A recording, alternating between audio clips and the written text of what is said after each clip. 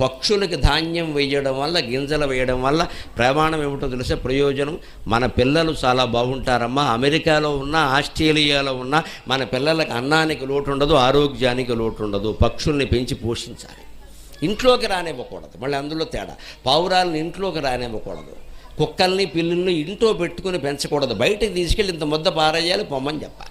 ఎందుకని కుక్కల్ని వేళ శుభ్రంగా పక్కలో పడుకోబెట్టుకుని సబ్బెట్టి తోమి దానికో డాక్టరు, దానికో డ్రెస్సు, ఈ ప్రేమ పిల్లల మీద చూపిస్తే ఎంత బాగుండేదో. వాళ్ళనేమో హాస్టల్లో పారేశారు, కుక్కల్ని పక్కలో పెట్టుకున్నారు. ఇక్కడ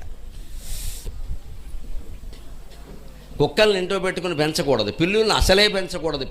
పిల్లి శరీరం నుంచి ఎప్పుడూ రోమాలు రాలుతూ ఉంటాయి. ఆ రోమాలు రాలాయి అంటే పసిపిల్లలకి రోగాలు వచ్చేస్తాయి. రోమాలు అంటే రోగాలే. పావురాళ్ళు ఇంట్లోకి వచ్చాయి అంటే రెక్కలు ఊడిపడతాయి. ఆ రెక్కల వల్ల క్యాన్సర్ కూడా వస్తుంది. కానీ మనం దూరం పెట్టక్కల. అవి ఎక్కడో ఉంటాయి. వాటి కింద గింజలు బారేసేది